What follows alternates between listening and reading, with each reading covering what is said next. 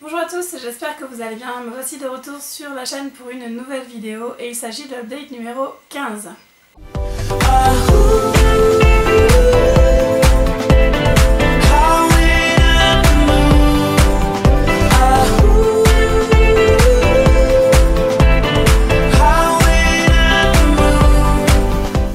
Donc comme je vous le disais en introduction, il s'agit de l'update numéro 15 qui regroupe mes lectures qui vont du 5 au 15 août. Alors je suis désolée pour ma voix, j'étais en festival ce week-end donc du coup j'ai crié, j'ai chanté et j'ai chopé froid tant qu'à faire, donc du coup voilà, j'ai pas, voilà, ma voix risque de partir en sucette. Du coup je vais essayer d'être assez rapide sur cette vidéo histoire de pas trop faire travailler ma voix. La première lecture que j'ai faite ce mois-ci, il s'agit d'un service presse et il s'agit de My Hero de Max Voss en autopublication. Alors c'est un roman qui est sorti en 2013 mais il y avait un blog tour qui était proposé pour ce roman-là. Du coup, comme on avait rencontré l'auteur et qu'on en avait beaucoup parlé avec les filles à Berlin, j'avais très envie de le lire et ça tombe bien d'avoir pu le lire en anglais. J'ai beaucoup aimé, je m'attendais à quelque chose d'un peu plus... voilà, quand on a rencontré Max Voss, c'est quelqu'un de vraiment adorable. Et en parlant avec les filles, moi j'avais déjà lu un roman de lui qui était Rentrer à la maison, je crois, c'était un MMM qui était assez sympa. Enfin j'avais vraiment aimé, mais ça reste quelque chose, enfin ses écrits ça reste assez cru. Et voilà, on sent que c'est vraiment un homme qui a écrit derrière. Du coup celui-là, je m'attendais à un truc un peu crade, alors crade dans le bon sens du terme, enfin si on passe, bref, cru quoi, voilà. Quelque chose d'assez vraiment cru. Et c'était le cas, mais l'histoire derrière est vraiment très très sympa. C'est l'histoire du coup de Rich et Johnny. Rich qui est plongeur. Et quand il avait 16 ans, il était maître nageur dans une piscine et il a sauvé un petit garçon de la noyade. Et en fait, alors qu'il est en dernière année de fac, il va retrouver ce petit garçon qui est devenu un joueur de football, donc en première année à la fac. Et Johnny va vouloir sympathiser avec Rich et quand il va apprendre que Rich est gay, il est très intrigué et il va vouloir expérimenter le sexe gay. C'était sympa, c'était vraiment chouette. On a le personnage de Johnny qui est hyper poilu. Donc voilà, il y a un truc avec les poils. Faut s'y faire. Une fois qu'on a passé le truc, on est prévenu, ben voilà, il y a des poils. Donc, Rich d'ailleurs qui lui, à l'inverse, est un berbe, enfin quasiment vu que c'est un nageur, enfin un plongeur. On a vraiment ce contraste entre les deux et c'était vraiment chouette. J'ai vraiment beaucoup aimé. Le personnage pardon, de Johnny est très innocent, naïf du coup dans sa découverte du sexe gay avec Rich. Il se rend pas forcément compte de ce qu'il lui demande. Mais c'était chouette, vraiment j'ai beaucoup aimé. J'ai pleuré, j'ai ri. Je m'attendais pas à passer un aussi bon moment avec ce roman et le tome 2 est sorti, d'ailleurs je pense que je vais le lire sous peu. C'était vraiment très chouette et du coup pour My Hero c'était 4 étoiles et demie. En même temps que My Hero, Gwen Lan m'a donné envie de lire, attention, un MF. Ouais, j'ai lu un MF. Je pensais pas. Mais tout simplement parce qu'elle l'a eu pour son anniversaire et que quand elle m'a lu le résumé, je me suis dit oula, celui-là, il vend du rêve. Du coup, je lui ai proposé de faire une lecture commune et je l'ai lu en même temps que My Hero, mais au final, j'avais autant envie de lire l'un que l'autre. Alors, ça doit être le 3e ou 4e MF que je lis depuis le début de l'année et ça doit être le premier que je lis hors SP. Ouais. J'adore les Highlanders, ça reste la romance historique, reste quelque chose que j'aime, que ce soit en MF ou en MM. Et celui-là ne fait pas exception à la règle, il s'agit donc de Mariage à l'écossaise, qui est le tome 3 de la série Les Héritières, de Tessa Dare, publié chez J'ai lu. L'histoire est simple, on a Maddie, une jeune fille qui, pour éviter de se retrouver à devoir aller à la cour, enfin en société, faire ses débuts en société, s'invente un prétendant en fait. Elle est allée passer un séjour alors je sais plus dans quelle ville, à Brighton pardon, pendant que son père et sa nouvelle belle-mère partaient en voyage de noces dans une pension de jeunes filles du coup, et elle l'a dit, au retour de ses parents, elle leur dit donc qu'elle a rencontré un jeune soldat écossais du nom du coup Logan Mackenzie et qu'ils sont tombés amoureux et qu'ils sont fiancés, et bien entendu Logan étant à la guerre. Elle va lui écrire des lettres pendant une dizaine d'années jusqu'à ce que elle se retrouve dans une position où elle n'a plus besoin d'être mariée de force et où elle peut du coup rester vieille fille. Et elle décide du coup de mettre fin à la mascarade et de tuer Logan Mackenzie. Sauf qu'en fin de compte, il s'avère que des années plus tard, frappe à la porte de son château le fameux Logan Mackenzie, parce que oui, il existe. J'ai trouvé ça vraiment... Et il est bien, pardon, et il est vraiment décidé à récupérer son dû, c'est-à-dire sa femme et ses terres. J'ai trouvé ça très drôle, j'ai beaucoup aimé le principe de ce Logan Mackenzie qu'elle a inventé et qui débarque de nulle part. C'était super sympa, voilà, j'ai vraiment beaucoup aimé, j'ai passé un super moment, je l'ai lu très vite et j'ai dévoré, j'ai adoré aussi bien le personnage de Logan que le personnage de Maddie. Et c'est ce que j'aime en fait dans ces romances historiques, c'est qu'en général les femmes veulent surtout pas être mariées, c'est vraiment pas ce qu'elles veulent leur liberté. Et surtout qu'à l'époque elles n'avaient pas le choix, contrairement aux romances actuelles où elles ont beau clamer qu'elles veulent être célibataires, au final elles cherchent toutes le prince charmant. Là on a l'inverse, on a des femmes qui sont obligées de se marier, qui ne peuvent pas choisir leur prétendant et qui vont faire tout leur possible pour éviter leur destin, et j'ai trouvé ça vraiment top. Et le personnage de Maddie est trop bien, elle est super, enfin ils arrêtent pas de s'envoyer chier, de se chercher des piques. Ils savent tous les deux qu'ils sont en train de mentir à tout le monde, mais forcément leur couple est super attachant et leur histoire d'amour est super belle. Enfin j'ai vraiment beaucoup aimé et du coup pour ce roman-là c'est un coup de cœur et c'est 5 étoiles. J'avais ce roman dans ma palle depuis mon craquage chez DSP du mois d'avril je crois. J'avais lu voilà, la couverture m'a tiré, le tome 5 ou 6 était sorti juste à ce moment-là, du coup je me suis dit ben tiens je vais commencer par le tome 1. J'avais téléchargé le premier chapitre et ça vendait vraiment du rêve. Donc il s'agit de Gideon, le tome 1 de la série Order of the Black Knights. Donc celui-ci est écrit par Ash Barker. Il faut savoir que chaque tome est écrit par un auteur différent.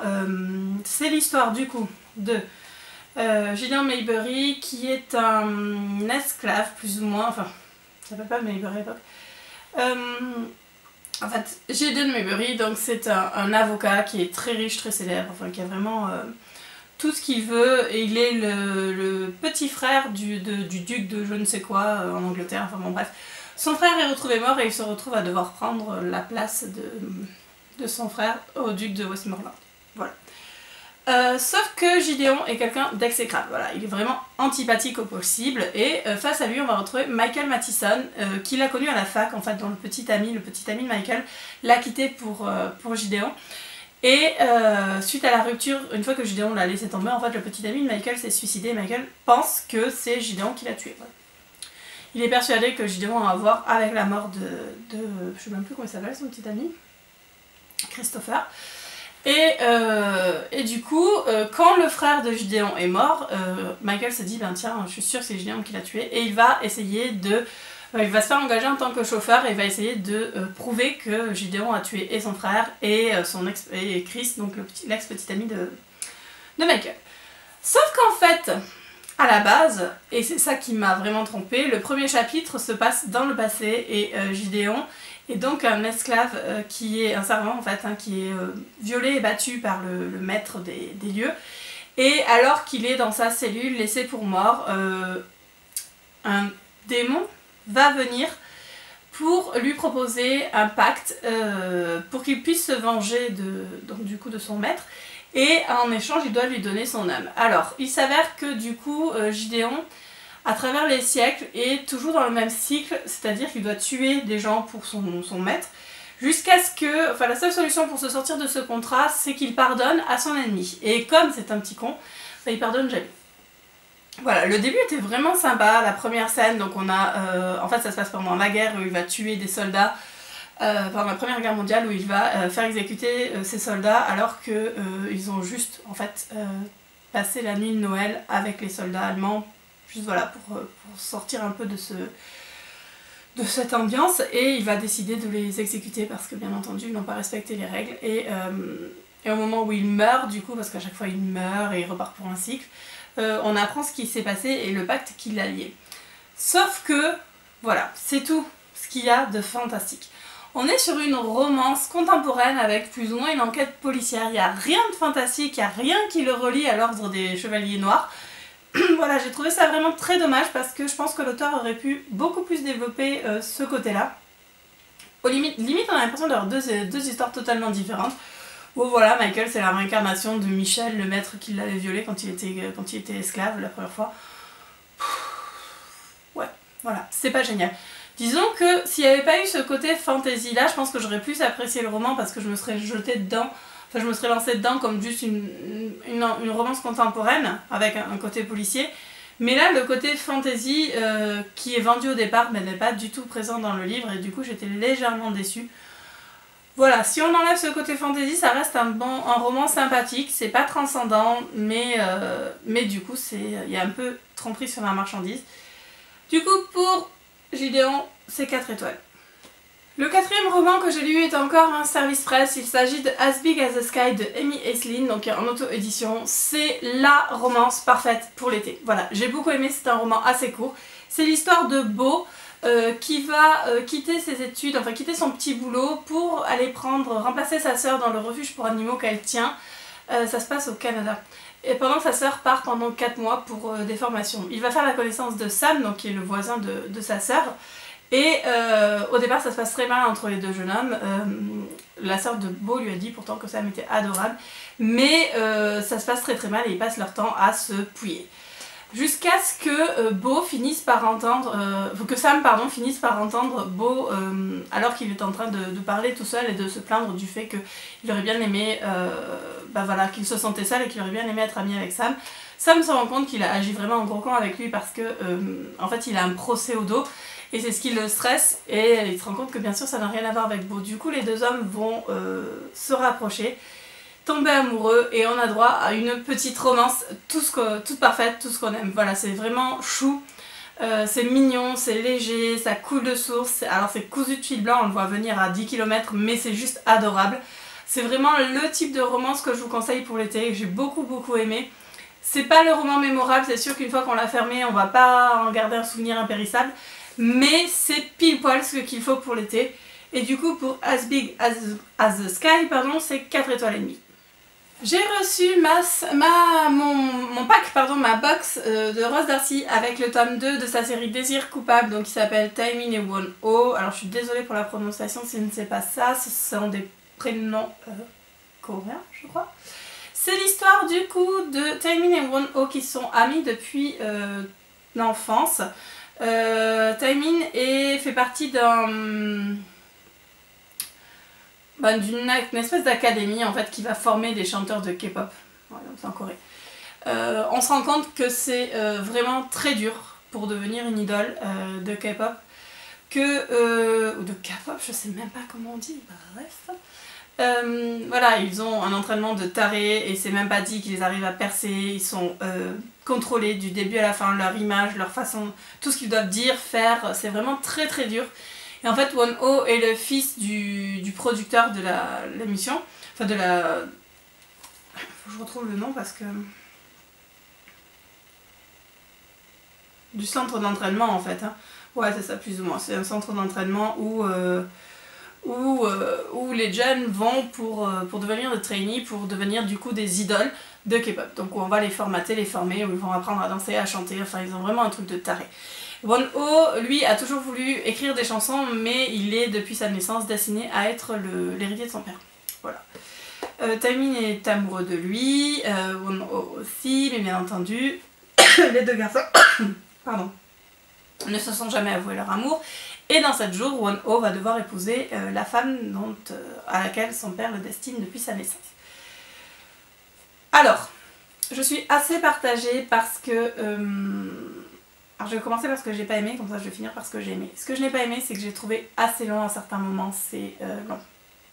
Il est assez petit, il fait pas beaucoup de pages, mais c'est long. Voilà, il y a des moments où ça traîne un peu et j'avoue que je pensais le lire beaucoup plus vite que ça et il a traîné voilà, je trouve dommage. Je pourrais pas vous dire exactement ce qui est long parce que chaque passage est vraiment important pour l'histoire, mais c'est long. Voilà, j'ai trouvé long. Ce que j'ai aimé par contre, alors tout d'abord j'ai aimé en apprendre beaucoup sur la K-pop et sur les centres d'entraînement, sur tout ce qu'on impose à ces stars, notamment voilà par exemple le fait qu'on va jouer sur leur sexualité, qu'on va mettre en avant des relations homosexuelles entre deux membres du même groupe, mais qu'on leur interdit de l'être vraiment. Fait semblant d'être un homo mais ne le soit pas, c'est vraiment mal vu et ils ont droit à rien en fait, ils ont le droit juste de fermer leur gueule et de faire ce qu'on leur demande. Et c'est vraiment impressionnant de voir que ça se passe vraiment comme ça. Ce que j'aimais aussi, c'est le poids des traditions chez Won-ho, le poids du devoir, le fait que quoi qu'il veuille, de toute façon il est obligé de respecter les choix de son père, obligé de prendre la suite, enfin on a vraiment le poids du devoir sur ses épaules, comme on ne le trouve plus en fait de nos jours dans les sociétés actuelles, mais qui est vraiment très très bien décrit dans ce roman-là. La relation entre les deux est très très forte, c'est très intense ce qui va se passer entre eux, on sent vraiment qu'ils en chient. Voilà, elle n'est pas tendre du tout avec ces personnages et c'est très lourd. C'est vraiment très très lourd tout ce qu'ils vivent, tout ce qu'ils ressentent tous les deux et on sent vraiment qu'on a quelque chose de très... Enfin voilà, ça prend aux tripes, vraiment. C'est très intense. L'auteur a écrit une fin alternative pour en avoir parlé avec elle. Je sais qu'elle voulait finir sur une bad end et bon, c'est bien la fin alternative, heureusement qu'elle y est. Ça permet de souffler un peu. Voilà, parce que c'est tellement intense tout ce qu'ils subissent qu'on se dit putain s'ils subissent tout ça pour rien. Alors c'est bien aussi en fait, la fin, ça aurait pu être une fin, la fin qu'elle avait prévue était la fin la plus logique en fait. Sa fin alternative nous permet juste de souffler un peu, de respirer et de se sortir de ce sentiment d'intensité et de mal-être en fait que ressentent les deux personnages, de gâchis, voilà, que ressentent les deux personnages tout au long du bouquin. Du coup c'était encore une fois assez différent de ce que Rose nous propose, c'est ça que j'aime bien en fait, c'est qu'à chaque roman on va avoir quelque chose d'assez différent, mais j'en garde quand même un sentiment de lenteur et de longueur, ce qui fait que pour moi ça le fait qu'à moitié et ce sera 3 étoiles. J'ai eu la chance de recevoir en service presse le 2e tome d'une série plus ou moins écrite par Anita Sandé. Du coup j'ai décidé de lire le tome 1 que j'avais dans ma palle depuis super longtemps. Il s'agit de Leo Love Harris, donc du coup de Anita Sandé en autopublication. J'avais craqué sur la couverture et un soir où ça allait pas trop, j'avais fait un craquage sur Amazon et j'avais commandé ce bouquin là. Anita Sandé c'est une auteure que j'aime beaucoup, je vous la présente plus, j'adore ce qu'elle écrit et j'aime beaucoup la personne, on a eu la chance de la rencontrer à Berlin, elle est juste adorable, voilà, j'avais l'impression d'avoir une copine, enfin elle est vraiment super sympa. Et du coup ce bouquin là était dans ma palle depuis super longtemps, j'en ai beaucoup parlé avec Antea parce qu'elle l'avait gagné, du coup Anita Sandé lui a offert en dédicacé le jour à Berlin. La couverture est tout simplement magnifique comme vous pouvez le voir et j'ai hâte de commencer le tome 2. Donc le tome 1 c'est l'histoire de Théo et sa sœur Léon qui sont donc jumeaux et dont la mère est complètement férue d'horoscope, donc elle passe leur temps à leur envoyer de l'horoscope, ils sont tous les deux lions. Et en fait la copine de Théo l'a quitté pour le petit ami de Léon. Donc ils se retrouvent tous les deux plaqués par leurs ex. Et bien entendu ils viennent de recevoir une invitation au mariage de leurs ex. La sœur de Théo, Léon, a perdu, alors elle n'est pas tout à fait aveugle mais elle n'y voit vraiment plus grand chose. Elle a perdu la vue alors qu'elle avait 15 ans. Et voilà, les deux jumeaux sont très très proches. Ils cherchent une colocation. Et Théo va reprendre contact avec son tuteur d'éco qui s'appelle Jamie Cooper, et au moment, pour lui donner des cours, et au moment où il reprend contact avec lui, il s'avère que Jamie cherche une chambre. Du coup, Théo va lui proposer de venir vivre avec eux. Le frère et la sœur se sont donc donné comme mission de trouver l'un à l'autre le rencard parfait pour le mariage de leurs ex. Du coup, Théo se rend compte que Jamie serait vraiment parfait pour Léon et il va petit à petit sympathiser avec son ex-tuteur et se rapprocher de lui. Ils vont devenir vraiment très proches. Et bien entendu, tout le monde sauf Théo se doute que ce n'est pas Léon qui intéresse Jamie mais Théo. Leur amitié est vraiment très forte et j'ai adoré en fait, j'ai vraiment beaucoup aimé de voir la façon dont Théo va tomber amoureux tout simplement de Jamie, même s'il est hétéro, hein. D'ailleurs quand il finit par comprendre quand il finit par comprendre que Jamie est attiré par lui, sa réaction était assez drôle. Par curiosité tout d'abord il va se laisser aller et ce que j'ai beaucoup aimé en fait c'est qu'à un moment Théo dit qu'il a la chance de ne pas avoir à se poser des questions sur le fait qu'il puisse être attiré par un garçon parce qu'il a été élevé dans une famille ouverte, vraiment très ouverte, et il sait très bien que même s'il dit à ses parents qu'il est gay ou qu'il est avec un homme, ça ne posera aucun problème. Et j'ai vraiment aimé ça, effectivement c'est pas donné à tout le monde de ne pas avoir à se poser de questions, de se laisser tout simplement aller à son attirance sans se dire merde est-ce que je suis gay, comment mes parents vont le prendre, comment mes proches vont le prendre. et j'ai trouvé vraiment intéressant la façon dont l'auteur nous présentait cet aspect-là. Voilà, c'était vraiment super drôle, j'ai beaucoup aimé, enfin c'est vraiment voilà, une auteure que j'adore, donc forcément ça allait forcément me plaire. Je pense commencer le tome 2 sous peu là, et pardon. La crève. Et du coup pour les Olavaris c'était 4 étoiles et demie.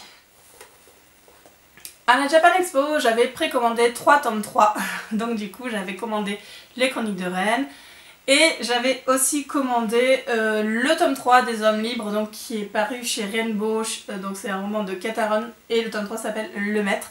Le premier tome s'appelait L'esclave, le deuxième s'appelait Le Soldat et celui-ci c'est donc Le Maître. C'est un MMM fantasy dans le genre un peu comme, je vous en ai déjà, de toute façon je vous en ai déjà parlé, un peu comme les Péplums, enfin les Princes Captifs et ce genre de choses là, en fait ça se passe à cette époque où on ne sait pas trop ce qui se passe. Dans le tome 1 on avait le point de vue de Tam qui était dans... pas Taimin d'ailleurs, c'est Tamlik pardon.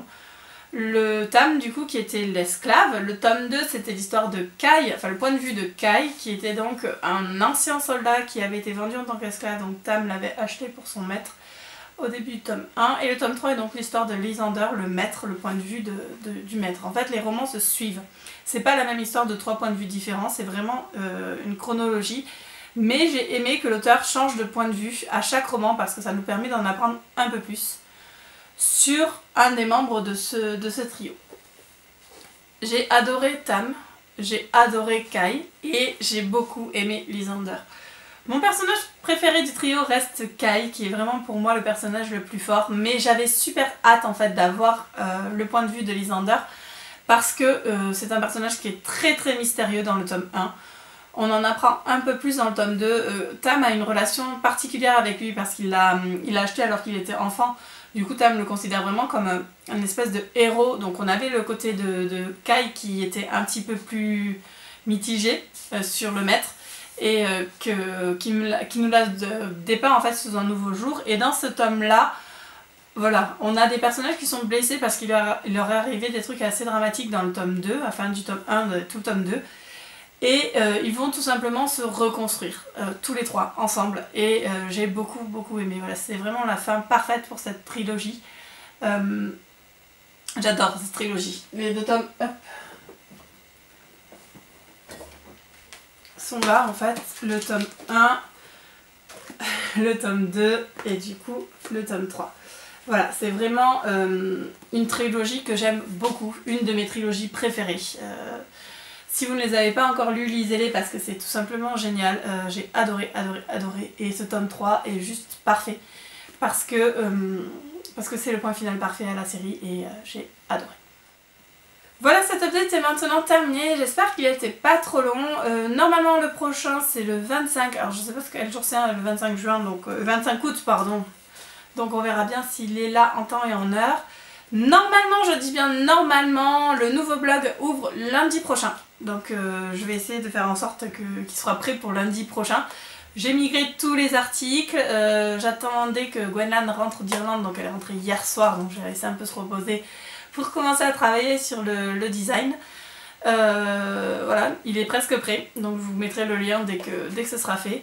Je vous souhaite à tous et à toutes une très bonne fin de journée en ce jour férié et je vous dis à bientôt pour une nouvelle vidéo. Salut!